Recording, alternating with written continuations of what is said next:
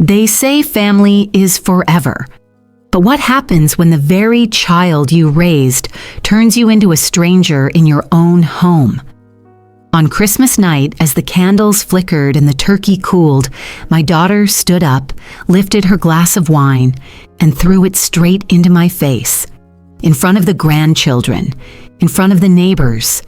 In that moment, 40 years of sacrifices, sleepless nights, empty bank accounts, and dreams I put aside for her were erased with a single cruel gesture. She thought she had humiliated me. She thought I'd swallow the pain and keep quiet like I always had. But what she didn't know was that this was the last time she'd ever decide my worth. This is the story of how I vanished from her life and found the family I truly deserved. The snow had been falling since dawn, soft and unhurried, blanketing Maple Street in a way that made the whole world look gentler than it truly was. Inside my kitchen, the oven glowed, breathing out the rich scent of roasted turkey and cinnamon-spiced apples. I moved slowly between the counters, my joints reminding me of every one of my 68 years. But there was a lightness in my step that hadn't been there in a long time. Tonight was Christmas Eve, and for the first time in 5 years, Lydia was coming home. I'd been a widow for more than a decade. In that time, Lydia had been my reason to keep going. Through the long winters, through the lonely birthdays, I'd helped her through school, through heartbreak, through the messy years of raising her own children. I thought of the nights I'd skipped meals so she could have a winter coat that fit, of the savings I'd spent to fix her first car. That was just what mothers did, and somewhere in my heart, I'd clung to the belief that one day she would see those sacrifices for what they were. The dining room was my proudest effort. White linen tablecloth smoothed to perfection, silver polished until it caught the light like small, quiet stars. The candles stood ready in their holders, wicks unlit, waiting for the moment we'd gather. Every plate, every fork, every glass was placed with care. It wasn't just a meal, it was an offering. When the doorbell rang, my breath caught. I wiped my hands on my apron, smoothing away nerves, and opened the door. There she was, my Lydia. Taller than me now, her dark hair swept up in a sleek bun, lips painted a shade too sharp for the season. Andrew, her husband, stood beside her, eyes darting from me to the street as though he'd rather be anywhere else. The children, Emma 8 and Jake 6, clung to their parents' coats. "Merry Christmas," I said, forcing warmth into my voice. Her reply was a quick, cool, "Hi, Mom," before she swept past me into the hall. No hug, no smile, just the faint perfume of something expensive that didn't quite mask the tension. Dinner began politely enough. The neighbors, the Wilsons, laughed softly at the children's stories. Aunt Mary complimented the turkey's golden skin, and for a few minutes I let myself believe we might get through the evening without incident. I raised my glass to make the toast I'd been rehearsing all day. Something about family, about holding close to the people who matter. To family, I began, looking toward Lydia, to remembering those we've lost and cherishing. The sound that cut me off wasn't loud, but it was sharp enough to split the air. Lydia's low, bitter laugh. "Stop this hypocrisy," she said, her voice carrying across the table. I froze, the wine glass halfway to my lips. "Lydia, you deserve this." Before I could ask what she meant, her arm moved in a smooth, practiced arc. Red wine sailed through the air, catching the glint of candlelight before it struck me full in the face. It was warm for a second, then cold as it soaked into my dress, dripping from my chin to the pristine white tablecloth. The room went silent. Emma's eyes filled with tears. Jake slid from his chair and hid behind Andrew's leg. Aunt Mary's napkin slipped from her lap to the floor. The Wilsons stopped mid-bite, their forks suspended in the air. I didn't move. My mind noted the heat of the liquid, the faint scent of blackberries and oak, the dark stain spreading across the fabric. My daughter had just thrown wine in my face on Christmas Eve in front of her children, my friends, and neighbors. Andrew's voice was barely above a whisper. "Lydia, stop! The children are watching!" but she wasn't finished. 5 years, Mom, she said, her voice rising. 5 years I've begged you for help, and all you do is send cheap toys from the dollar store. Her words hung in the air, heavy and sharp. I could feel the eyes of everyone at the table on me, waiting for my reaction. I took the linen napkin from my lap and dabbed at my face, slow and deliberate. My hands were steady, though my heart pounded in my chest. I chose each one carefully, I said, my voice quiet but clear. Carefully cheap, she shot back, her tone almost triumphant. Aunt Mary tried to interject. Lydia, honey, this isn't the time. When is the time? Lydia's voice cut her off, sharper than any knife in my kitchen. When she's dead and it's too late? The Wilsons exchanged glances, murmured apologies, and began gathering their coats. Andrew reached for Lydia's arm, but she pulled away. I looked at my daughter, really looked at her, and saw not just the anger, but the calculation beneath it. The way she had arrived empty-handed, yet expected to leave with something. The way her eyes swept over the table, searching for flaws. I did not speak again, not yet. I would not give her the satisfaction of seeing me break. The evening had started with all the right colors and sounds. Warm gold from the chandelier, the soft pop of corks, the murmur of polite conversation. But beneath it, I sensed a current, faint but cold. It was in the way Lydia's eyes slid over the table, assessing, calculating. It was in the slight upward curl at the corner of her mouth when I asked if she wanted tea or wine, as if she already knew the answer and found my offer amusing. I should have recognized the warning signs sooner. Before we sat down to dinner, Lydia reached into her bag and pulled out a small, neatly wrapped box. "For you, Mom," she said, her voice sugar-sweet, just loud enough for everyone nearby to hear. My heart lifted, briefly. I hadn't expected a gift, not after the years of strained holidays. The paper was gold with a red ribbon, tidy enough to suggest care, heavy enough to promise something more than a trinket. I smiled and began to untie the bow. Inside was a porcelain figurine, a mother duck leading a line of ducklings. Except one duckling, the smallest, was tipped over on its side, its neck bent at an unnatural angle. "It's vintage," Lydia said, eyes sparkling. "Found it in a thrift shop. Reminded me of us." There was a murmur around the room, the kind of polite noise people make when they're not sure if they've just witnessed a joke or an insult. I let my fingers brush the cold, chipped ceramic. A mother duck leading her young, with one fallen, broken, unable to follow. I placed it gently back in the box. "Thank you," I said, keeping my voice even. We moved to the table. Conversation flowed again, but the figurine sat on the sideboard, silent and deliberate, like a private message only Lydia and I could read. Then came the toast. My words barely began before her laugh sliced through them, her accusations, sharp and rehearsed, and then the wine. A rich, burgundy arc in the air, a stain blooming across my dress like a slow explosion. The room froze. For a heartbeat, I heard nothing but the faint tick of the grandfather clock in the hall. I looked at Lydia, at the fierce satisfaction in her eyes, the tiny lift of her chin. She was waiting for me to sputter, to lash out, to crumble in front of everyone. Instead, I smiled. It was not the brittle smile of someone pretending to be unhurt. It was something quieter, steadier. It made her frown just slightly, as if the script in her head had skipped a line.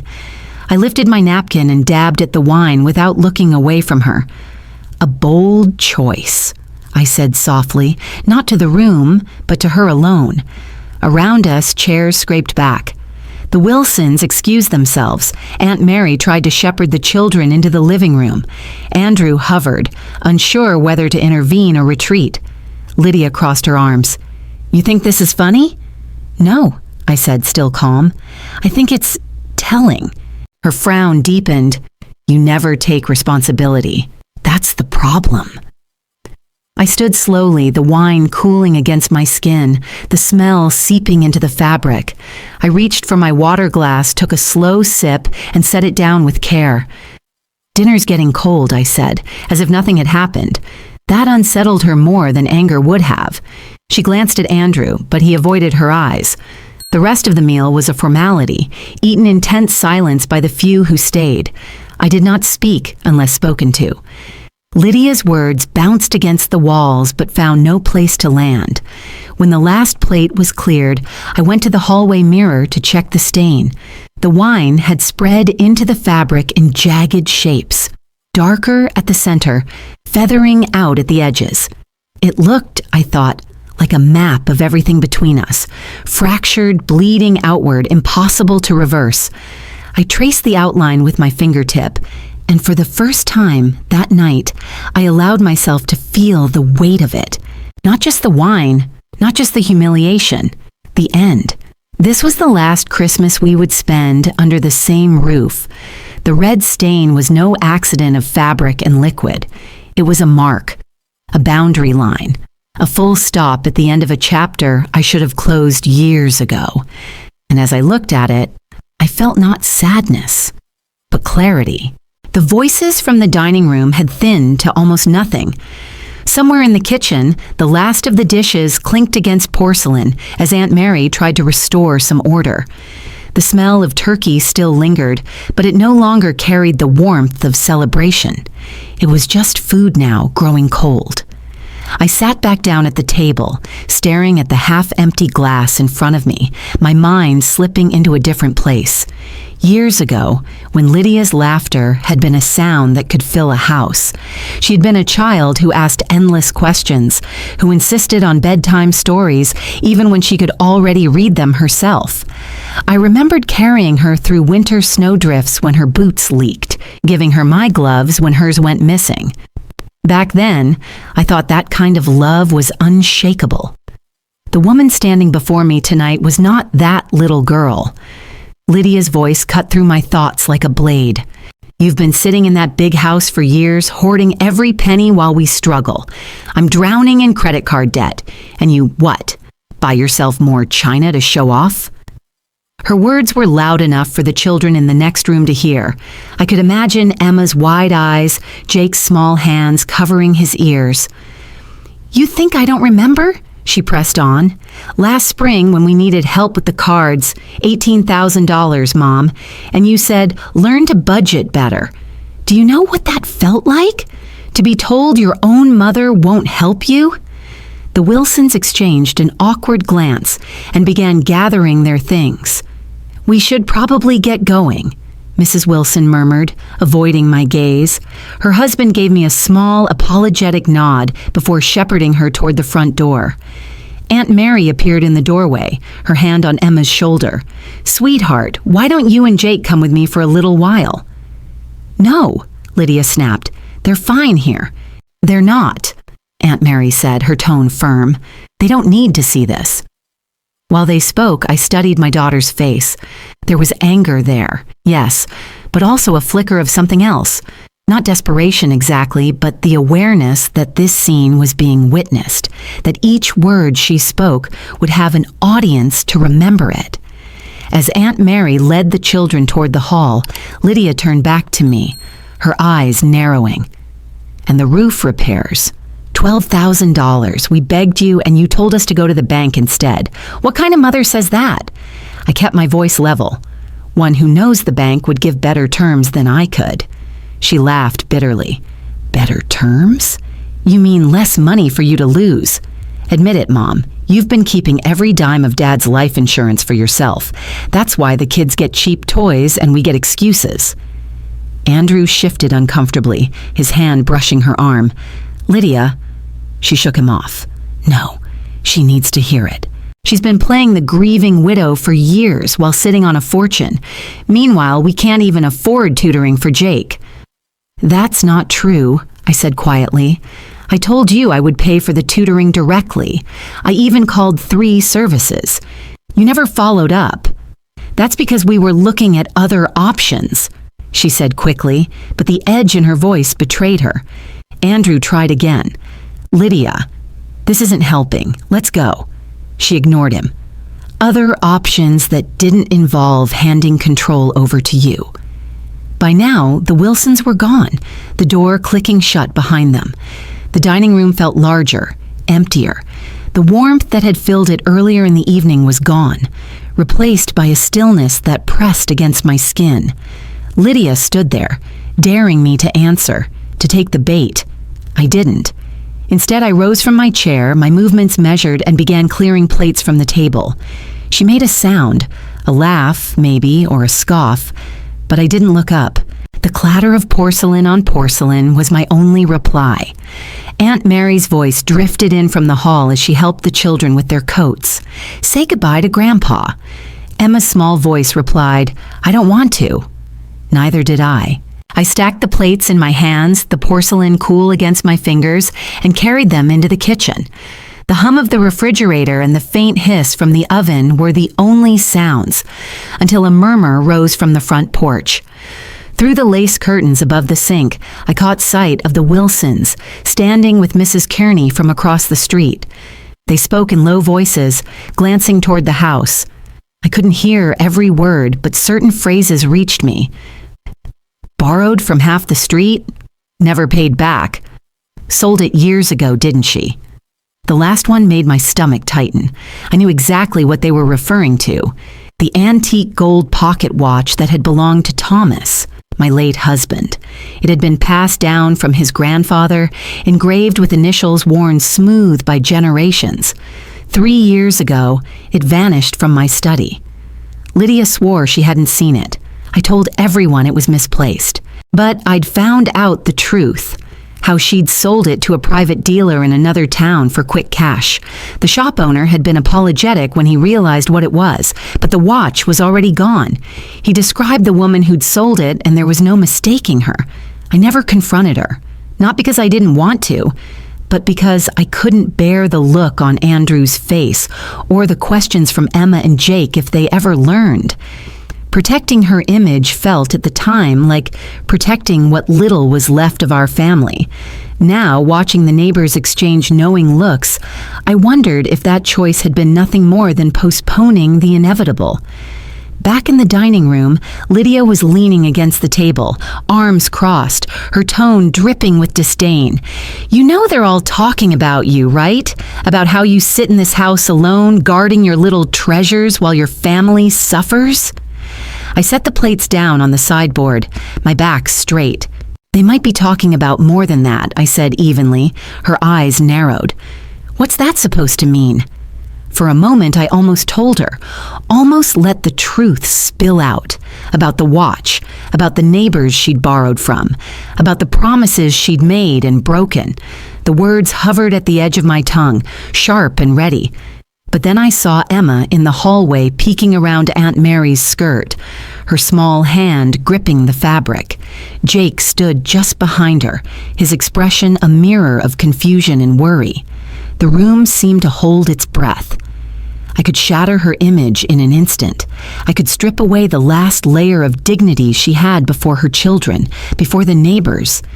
It would be justice, maybe even mercy, to force her to see herself as she truly was. Instead, I smiled, a slow, deliberate curve of my lips that made her shift uncomfortably. "You've always been good at convincing people to see what you want them to," I said, my tone almost conversational.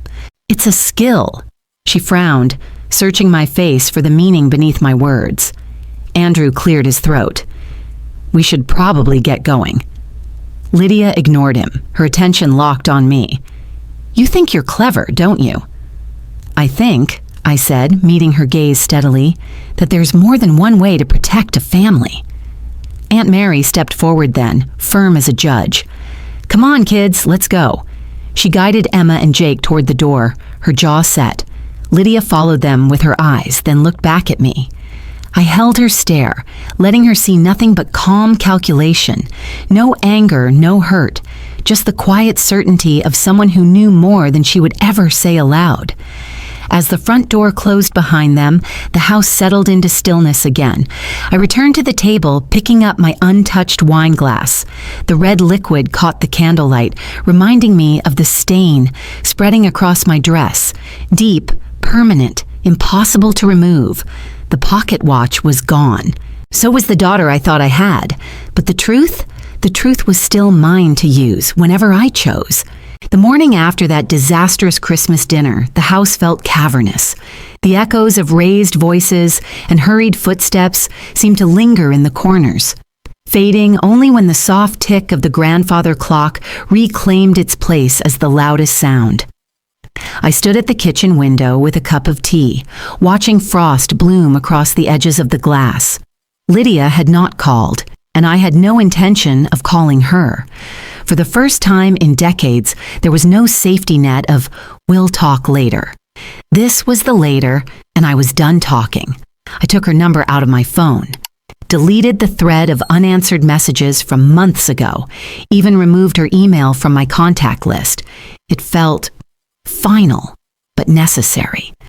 Every avenue for her to reach me was now closed, unless she stood at my door.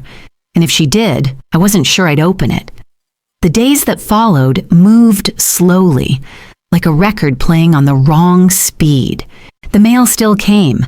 The kettle still whistled at 8 qm each morning, but the silence felt heavier. I used to imagine that one day Lydia would call just to check in, to tell me about the children's milestones, to share something small but real. Now that hope had been boxed away, stored in the attic with all the other things I couldn't bear to throw out, but couldn't look at either. I filled the hours with small, deliberate acts. Organizing the pantry, repairing a loose hinge on the garden gate, knitting scarves I had no one to give to. The television stayed off most of the time. The noise felt like an intrusion. Neighbors would wave when I fetched the newspaper, but their smiles carried the faint stiffness of people who had heard enough gossip to make them cautious. I wondered how many knew about the wine, about the shouting. I wondered how many knew more. In the quiet moments, I let myself remember Lydia as a child, her first day of school, her excitement at winning the spelling bee, the time she'd fallen asleep in the back seat clutching a shoebox with a rescued kitten inside. Those memories came with a sting, because each one felt like a piece of her I'd lost forever. But alongside the ache was something else, a sense of self-preservation. I realized I could miss her and still refuse to let her back into my life. Love, I was learning, did not mean letting someone treat you like an afterthought. Evenings were the hardest. The house seemed larger at night, the shadows stretching long down the hallway. I would sit with a book, but read the same sentence over and over without absorbing it. Sometimes I would hear a car slow down outside and imagine for a heartbeat that it was her. Then the sound would fade and the quiet would close back in. It wasn't that I wanted to be alone, but I wanted the right kind of company, someone who came because they cared, not because they wanted something. Lydia had blurred that line so often that I no longer trusted her visits to mean what they should. Winter deepened. Snow piled against the front steps, and I stopped shoveling more than a narrow path to the mailbox.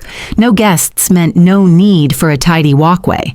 I told myself it was practical, but really it was just another way of pulling back from the world. Sometimes I caught myself glancing at the phone, half expecting her name to appear. When it didn't, I would force myself to put it down and focus on something else. The absence of her voice became a kind of constant, like the creak of the old floorboards or the hum of the refrigerator.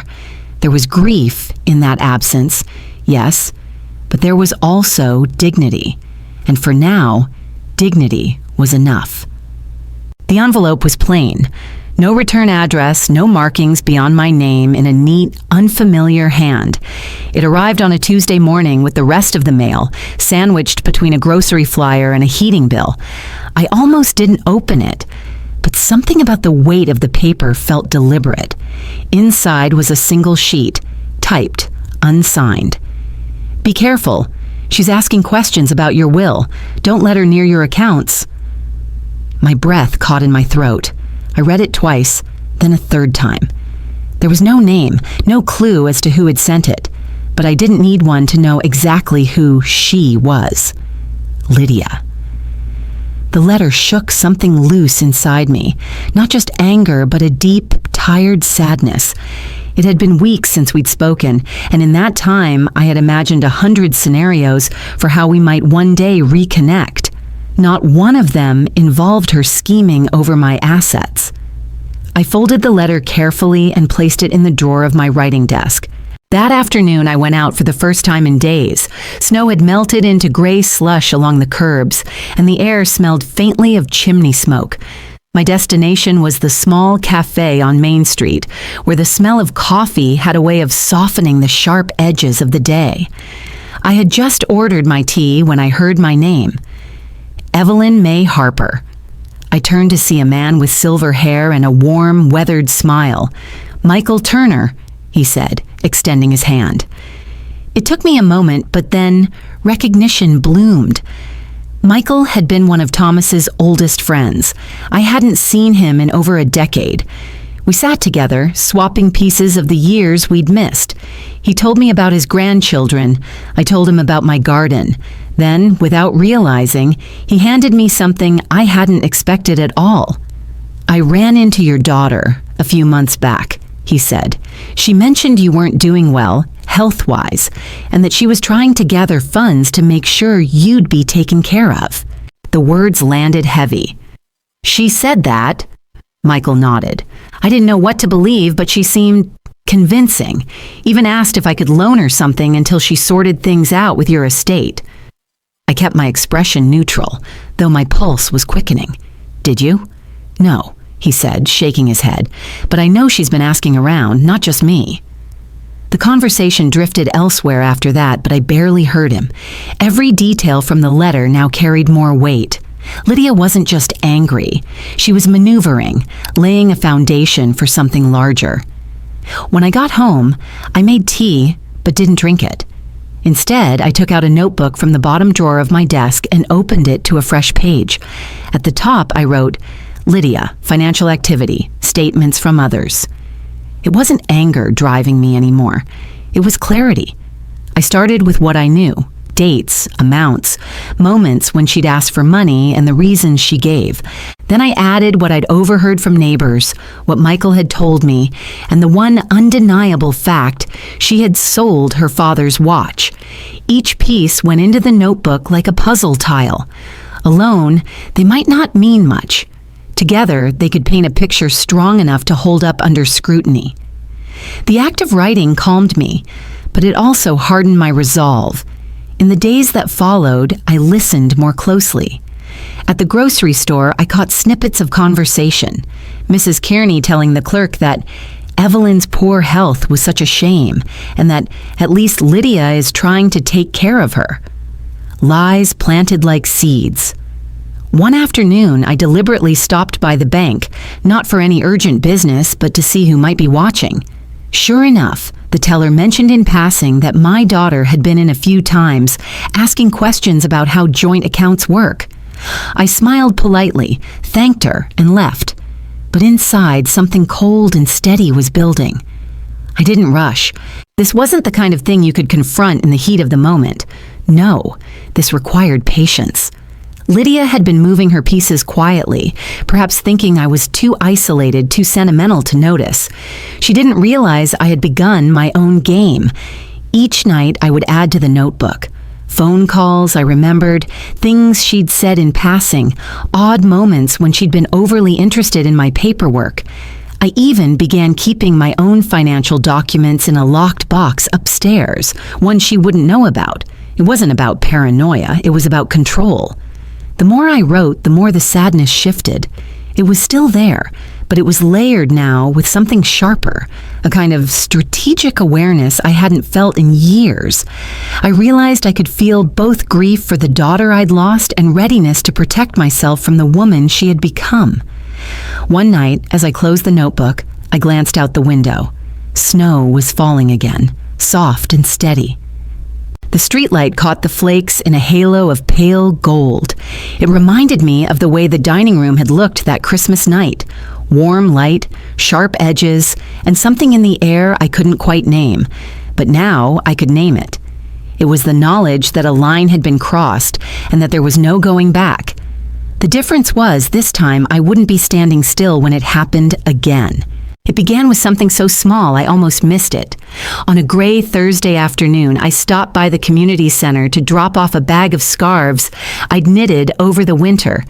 The receptionist, a young woman named Claire, smiled as she took them. "These are beautiful, Mrs. Harper. The folks at the shelter are gonna love them." Her words were simple, but the way she said them, genuine, without expectation, landed somewhere deep inside me. I couldn't remember the last time someone had thanked me without it being tangled in obligation or ulterior motives. I walked home through streets still wet from the morning rain, the air smelling faintly of damp earth. Every step felt lighter, as though that small acknowledgement had loosened something I'd been carrying for too long. At home, I made tea and sat by the window, watching a pair of sparrows bicker over the bird feeder. I thought about the way I had been moving through life these past months, shrinking myself, avoiding people, letting Lydia's absence and betrayal define the edges of my world. It struck me then. I had allowed her behavior to decide my worth. Somewhere along the line, I'd forgotten that my value existed independently of whether she recognized it or not. The realization was quiet but sharp, like a key turning in a long, locked door. Later that week, I attended a talk at the library on elder rights and financial safety. It wasn't something I would normally go to, but the title caught my eye. The speaker, a retired lawyer named Margaret Chan, spoke about recognizing manipulation and setting boundaries, even with family. Her words were steady and unapologetic. You are not obligated to tolerate abuse just because it comes from someone you love. Love is not a shield for cruelty. I sat there, pen in hand, taking notes as if I were back in school. For the first time in months, I felt like I was building something instead of just holding the pieces of my life together. The next day, I pulled my notebook from the desk drawer, not the one cataloging Lydia's actions, but a new one. At the top of the first page, I wrote, "What I will protect." The list began simply, my home, my health, my peace. But as the pen moved, other things appeared. My memories of Thomas, the friendships I still had, the community that welcomed me without condition.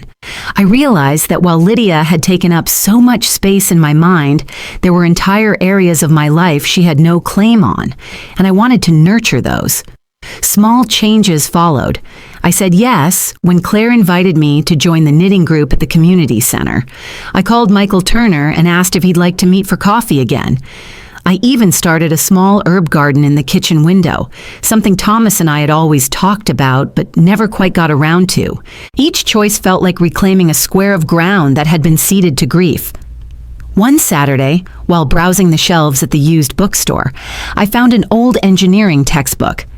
The name Thomas Harper was scrawled in faded ink on the inside cover. It had been his in college. I bought it without hesitation, feeling as though some part of him had found its way back to me.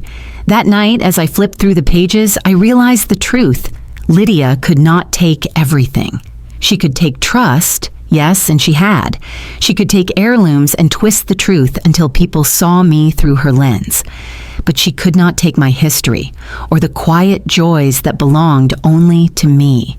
And she could not take the version of me that was beginning to wake up again. By the end of that month, I found myself standing a little taller, speaking with more certainty. I still kept the other notebook, the one with evidence, but now it sat beside this new one, as if they balanced each other. One was about defense, the other about living. I knew the road ahead would still have shadows. Lydia wasn't done, not by a long stretch, but I was no longer waiting for her to dictate the terms of my life. The day I planted the first basil sprigs in their pots, I understood. This was the start of something different. A quiet rebellion, maybe, or just the simple act of deciding I was more than the sum of my wounds. Either way, it felt like freedom. It was a rainy Tuesday when I decided to sort through the stack of old bank statements piling up on my desk. The rhythmic patter against the window made the room feel smaller, more contained, perfect for focusing. I wasn't expecting to find anything unusual. I knew my spending habits well enough to predict every line item: utilities, groceries, the occasional splurge on yarn. But halfway through the pile, I froze. There, printed in neat banking font, was a loan entry for $25,000, secured against my home equity. My hands went cold. I'd never applied for such a loan, never even discussed one with the bank. Attached to the statement was a scan of the original paperwork. My name was at the bottom, written in looping, confident letters that looked almost like mine, but not quite. The E in Evelyn lacked my habitual flourish. The P in Harper was missing its loop entirely. My stomach turned. There was only one person who had been close enough, trusted enough, to access the documents needed for something like this: Lydia. For a long moment, I just sat there staring at the page. The realization wasn't a shock so much as a confirmation of something I'd been circling for months. This was no longer about petty cruelty or emotional manipulation. It was theft. That afternoon, I walked to the cafe on Main Street, the same one where I'd met Michael Turner, needing the hum of public life to keep me from drowning in my own thoughts. The place was busy, every table dotted with students, retirees, and the occasional laptop warrior. I found a corner seat and ordered tea, trying to decide whether to go straight to the bank or gather more evidence first. "Excuse me, are you Mrs. Harper?" I looked up to see a man in his early 30s, tall and neat, with a lawyer's posture and an easy smile. "Yes," I said cautiously. He introduced himself as Daniel Brooks.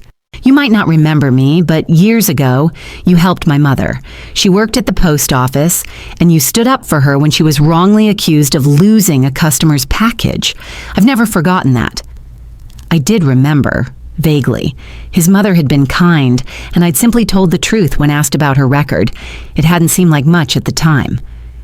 Daniel sat down, uninvited but welcome. "I'm an attorney now.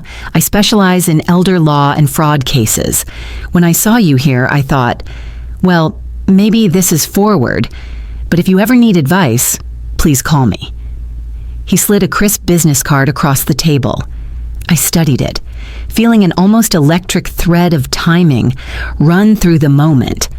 A lawyer specializing in fraud, appearing just as I discovered my daughter had forged my signature. Something shifted inside me, not unlike the moment at the community center when Claire had thanked me, but sharper, more decisive. I realized that all my quiet watching and note-taking had not been weakness.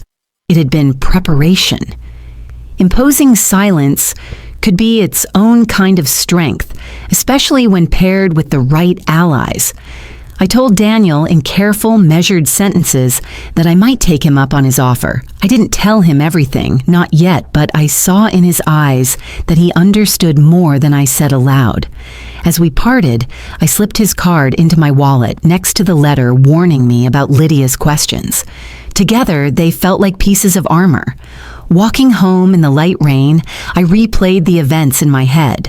Lydia's disdain at Christmas, the neighbor's whispers, Michael's story about her asking for money under false pretenses, and now, hard proof of financial fraud. The Evelyn who stood in that dining room with wine dripping down her face had been stunned into stillness. The Evelyn walking home now was moving towards something, deliberately, strategically. That evening, I took both notebooks from my desk and laid them side by side. One held the story of her manipulations. The other held the beginnings of my own reclamation. Between them, I placed Daniel's card. I knew then that I would not confront Lydia directly. Not yet. My advantage lay in letting her believe I was still the same woman she'd underestimated. Every interaction from now on would be another thread in the web I was weaving. Silence wasn't surrender. It was positioning, and I was no longer afraid of playing the long game. The decision to leave came quietly, like a thought that had been waiting in the wings for years. It began with an idle glance at the for sale listings in the local paper. My house, with its deep porch and Margaret's roses climbing the trellis, had been my sanctuary for decades.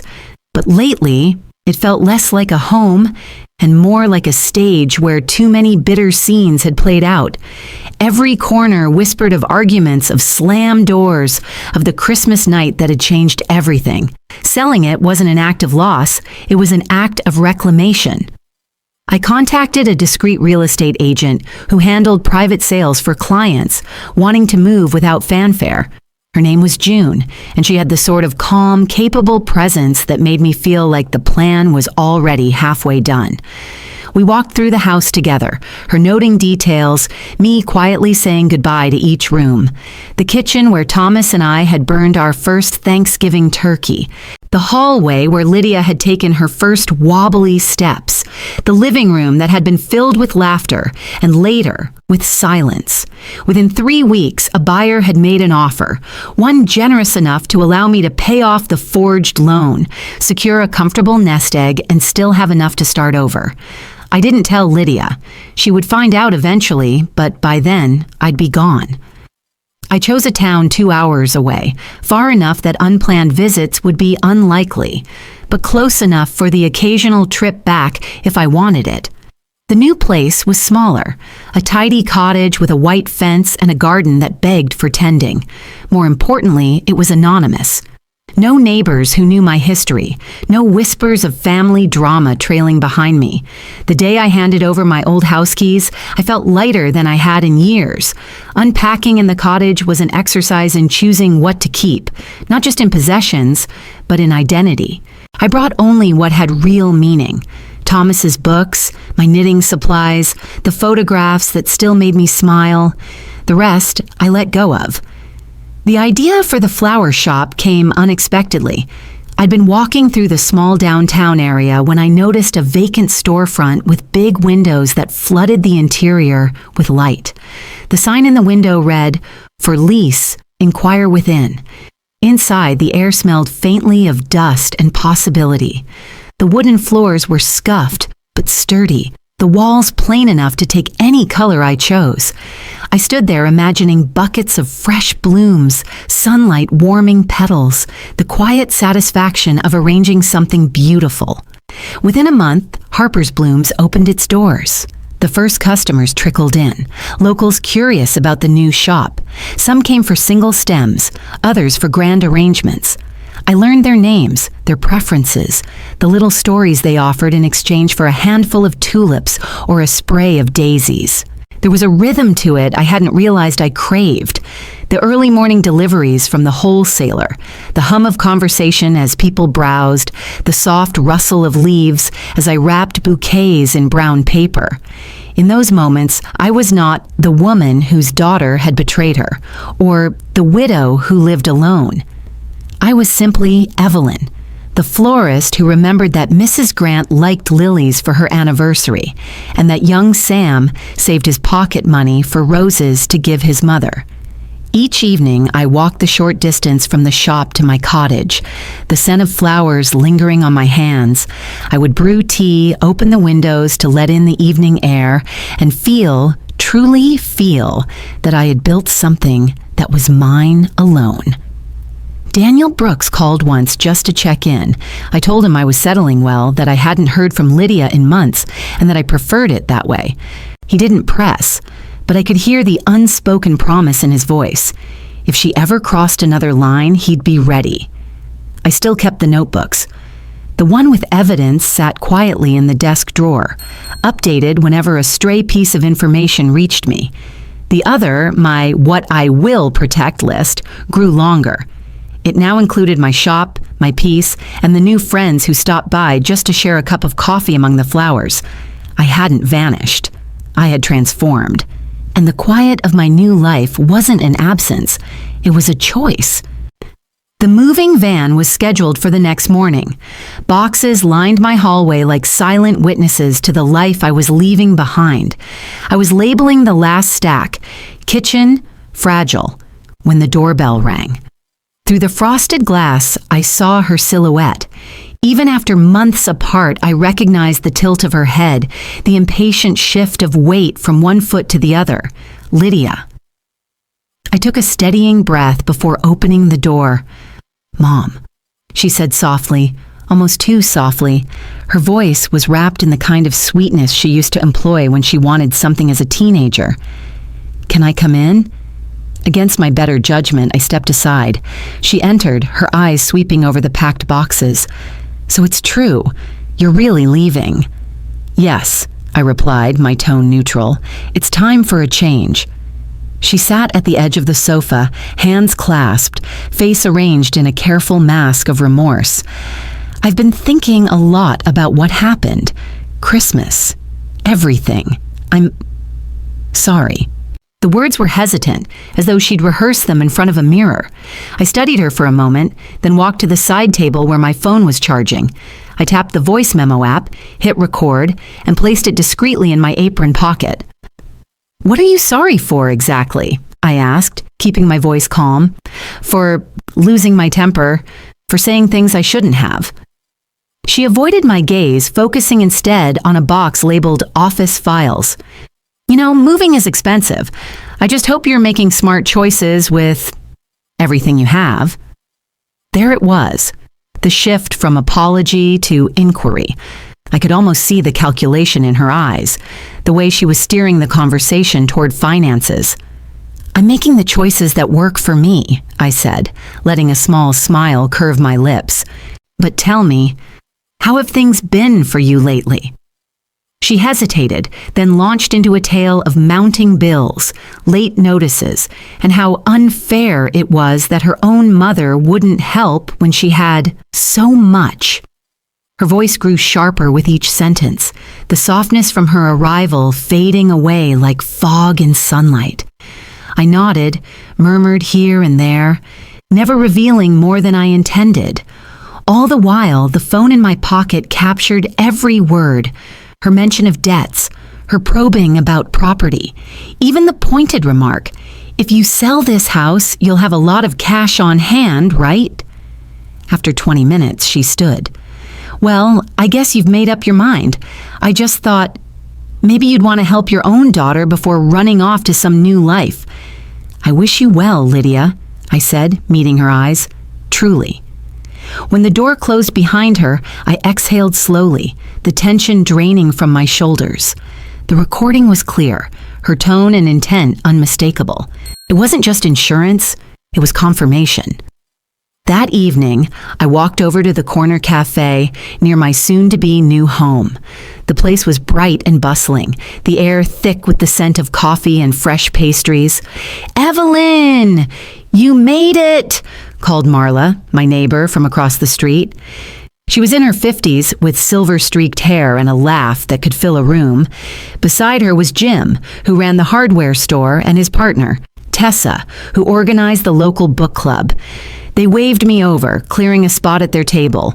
I joined them, my tea steaming between my palms. Conversation flowed easily, from garden tips to which bakery had the best apple pie. There was no probing about my past, no awkward questions about family.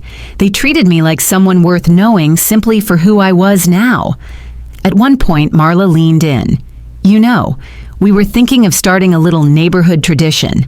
Dinners at each other's houses, rotating every month. You're in, right?" The warmth in her smile made it impossible to say no. "Yes," I said, and meant it. We lingered until the cafe closed, the four of us stepping out into the cool night. The street lights cast a soft glow over the quiet road, and for a moment I felt a rare kind of peace, a reminder that family could be chosen. But as I walked home, my thoughts drifted back to the conversation with Lydia. The memory of her calculated apology, the way her eyes kept darting to the boxes labeled with my most valuable possessions. The peace from the cafe dimmed, replaced by a familiar awareness.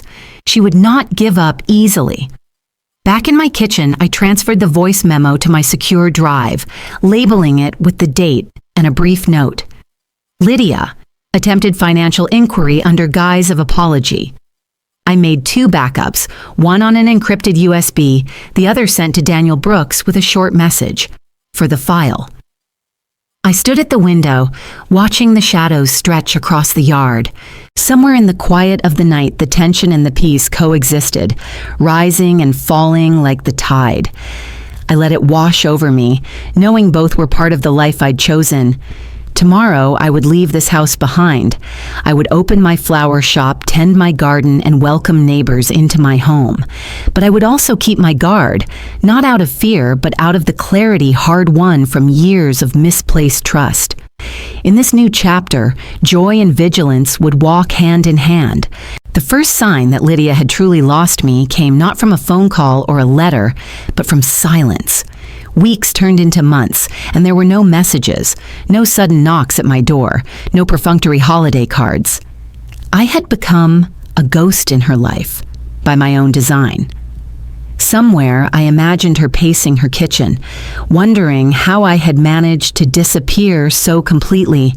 She would have searched my old neighborhood first, perhaps even asked questions of neighbors who would only shrug. If she persisted, she'd hit wall after wall.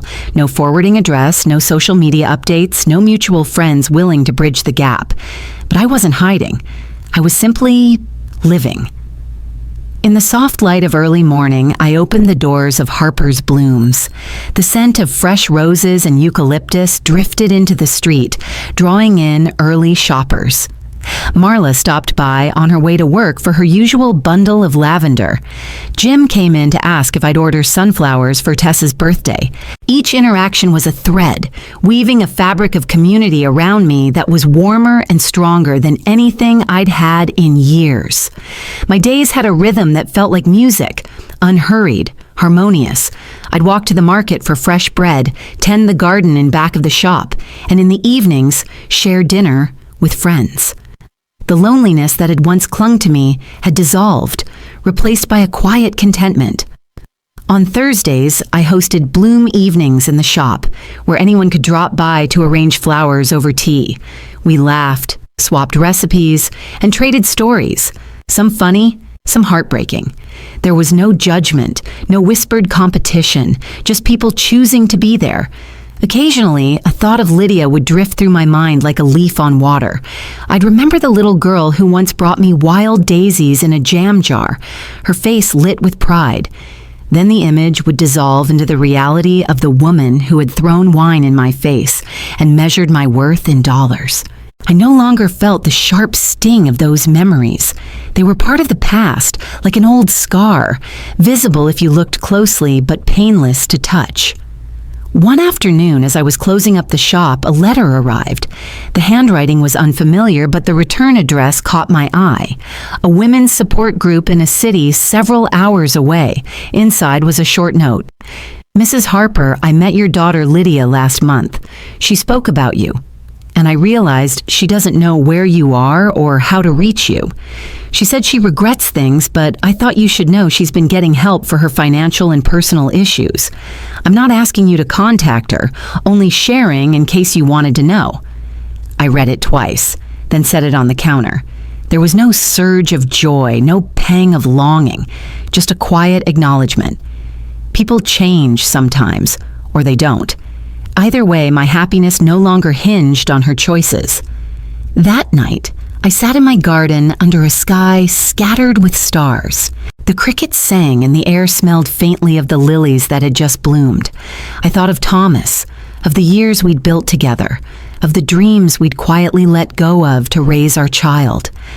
I wondered what he'd think of me now, this woman who had learned, late in life, that self-respect was not selfishness. In the stillness, I realized the victory wasn't in proving Lydia wrong or securing my finances against her schemes. It was in building a life that needed no audience, no applause.